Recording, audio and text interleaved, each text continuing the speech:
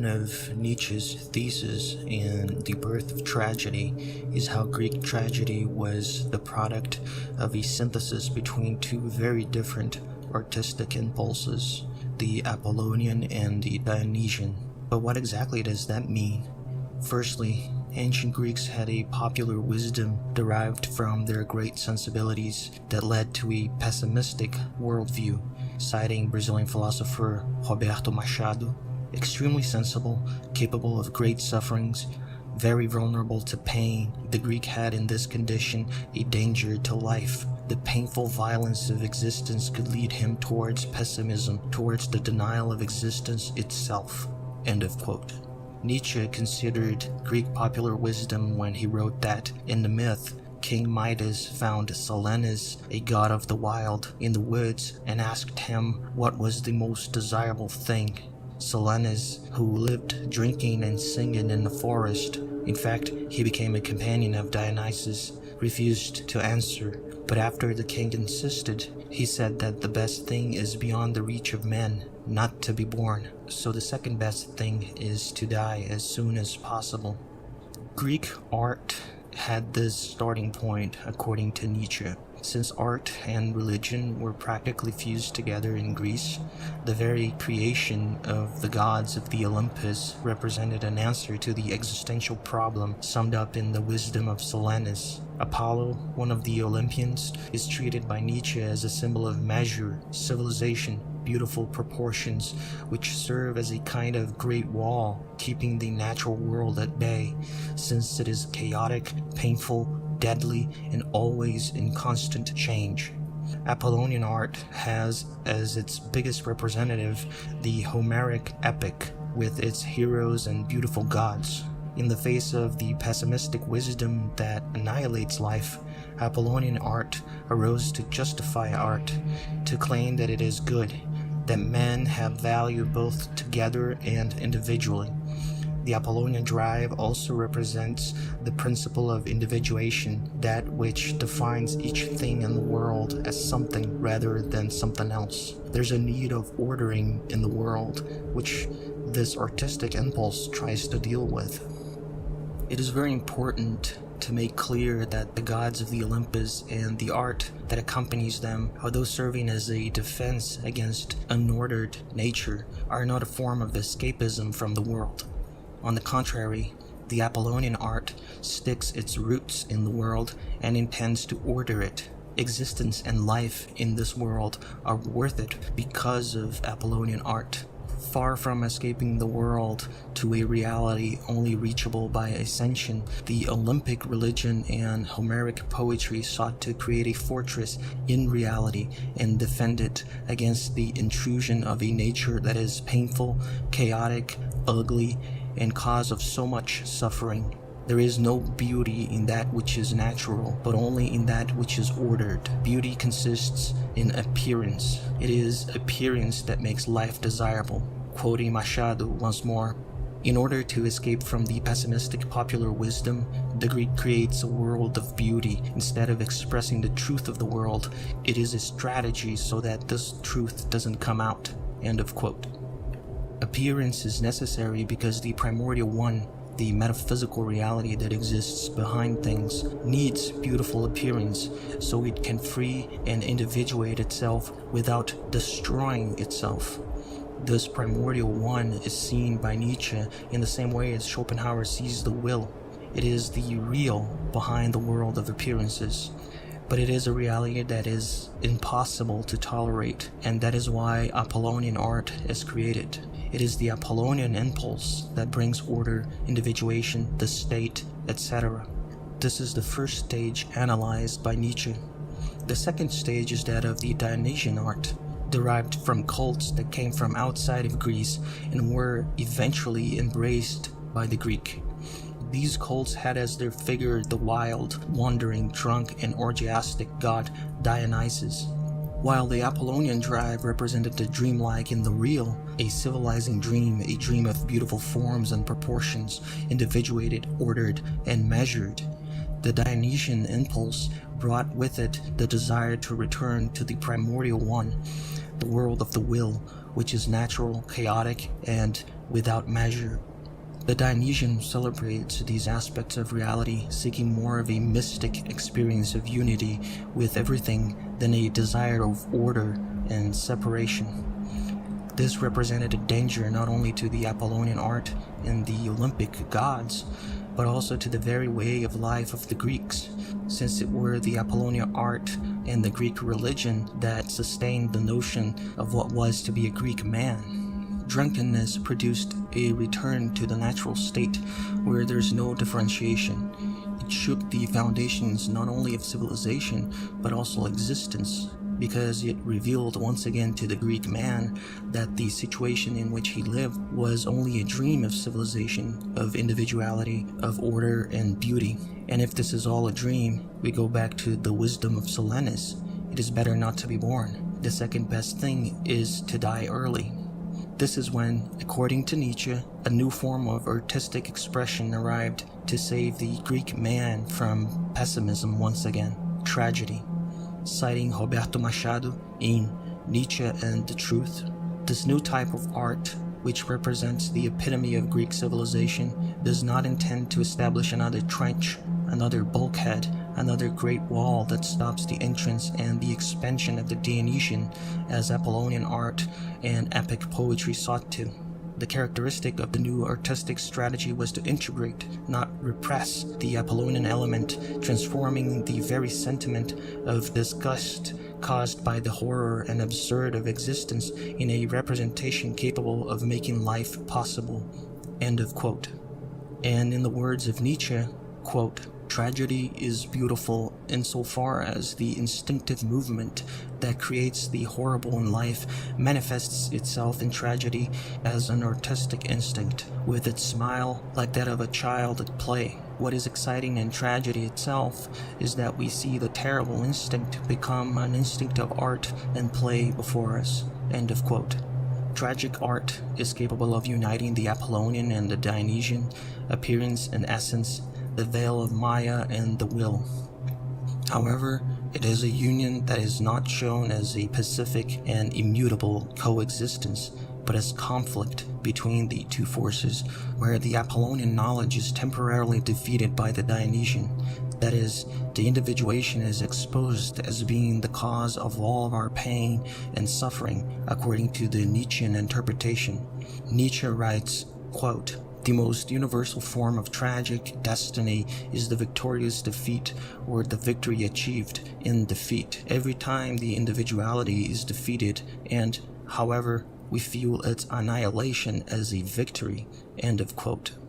The artist's metaphysics, quoting Machado, is the conception that art is the appropriate metaphysical activity of man, the conception that only art allows an experience of life as being something indestructibly powerful and cheerful, despite the changes in phenomena. End of quote. Nietzsche saw in artists' metaphysics a response to conceptual metaphysics and science.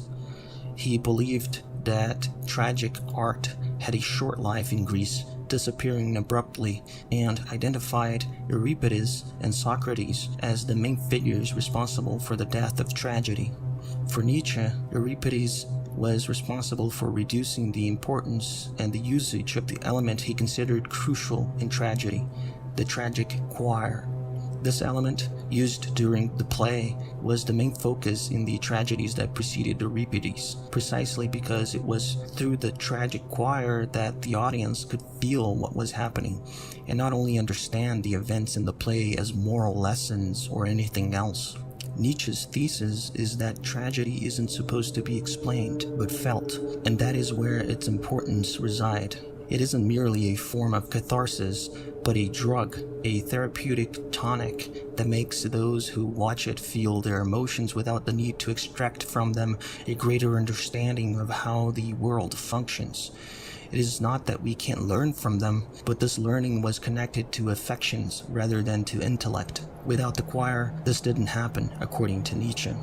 Euripides would be a representative of Socrates in the tragic art, and because of this, Nietzsche declares him to be the writer that precipitated the death of tragedy. Truly a suicide, since Euripides wrote tragedy. Nietzsche's thesis affirms the following. While before Euripides, tragedy made the spectators touch the real without the need to see it in an intelligible way, after Euripides, we have the arrival of the Socratic aesthetic, which occurs when the poet is subordinated to the philosopher, the one who analyzes the world through reason and intends to have knowledge of that which is universal and necessary. Tragedy before did not have the need to link the events by a visible logic.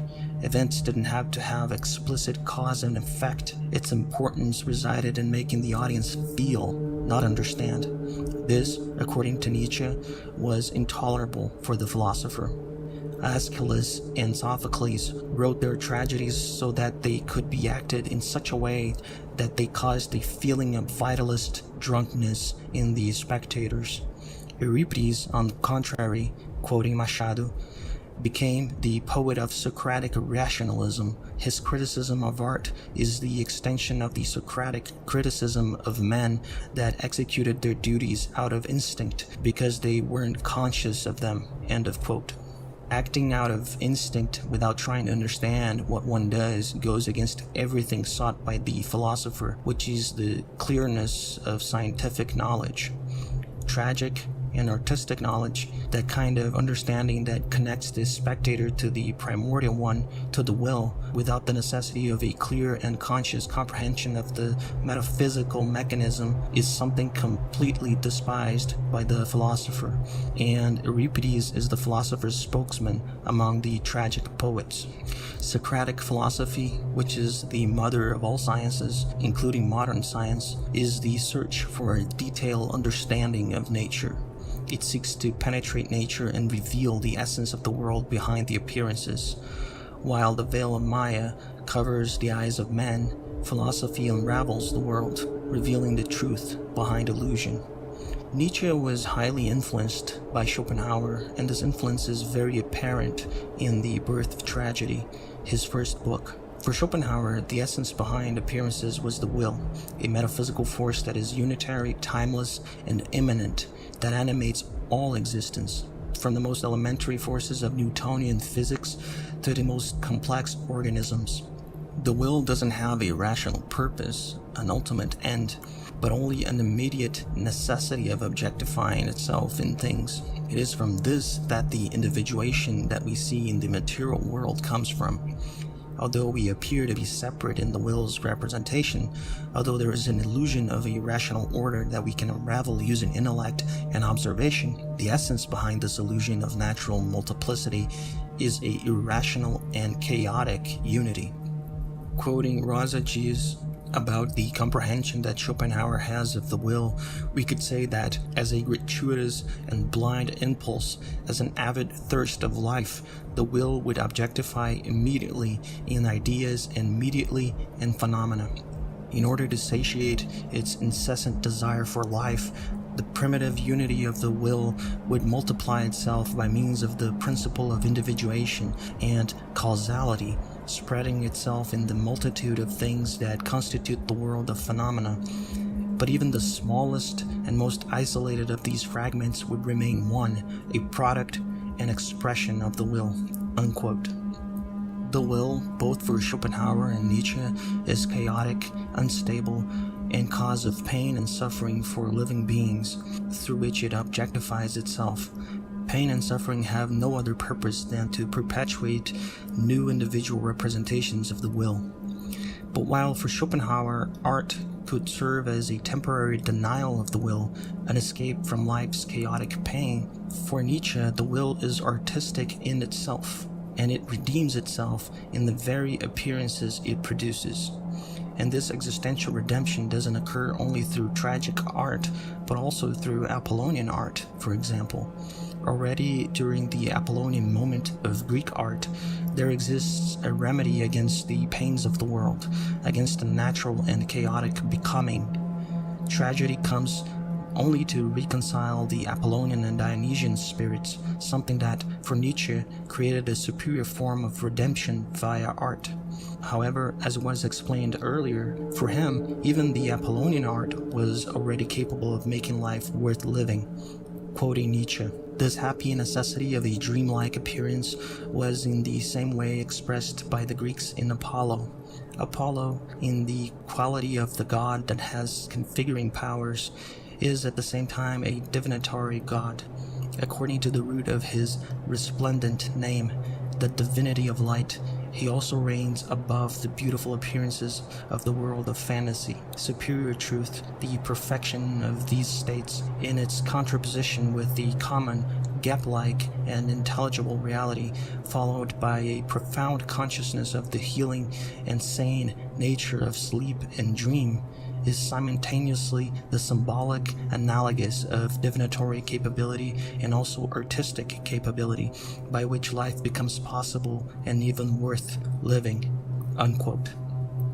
This is in complete contradiction with Schopenhauer's pessimism and his will-denying ethics, which considers abstaining from the world as a definitive response to human condition. Already in this first work by Nietzsche, we find what he would later call Dionysian pessimism. Quoting Nietzsche, "This is the last case in the romantic pessimism in its most expressive form, be it the Schopenhauerian philosophy of the will, be it the Wagnerian music, that there could still be a very different classic pessimism. Such intuition belongs to me." Unquote. In great part, Nietzsche's philosophy consists in an eternal attempt to repudiate the life-denying pessimism of Schopenhauer, which Nietzsche started to contest. About his own type of pessimism, Nietzsche writes, quote, "This pessimism of the future, and it will come, I already see it coming, I call it Dionysian pessimism." Unquote. This brand of pessimism of his would be a variant of the pessimism he saw in Greek tragedy, which embraces life with its pains and misfortunes. We can only speculate what Schopenhauer would think of Nietzsche's pessimism, but it seems obvious that he would reject it and wouldn't even consider it a negative view of existence.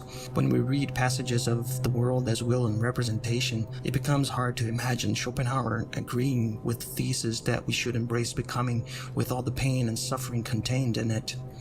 All of Schopenhauerian philosophy is like a great climb towards the summit of a terrible knowledge, that there is nothing good to be gained with the perpetuation of the state of things we call life. Even the arts, especially music, with all its beauty and capacity of escapism, is incapable of being victorious against the will.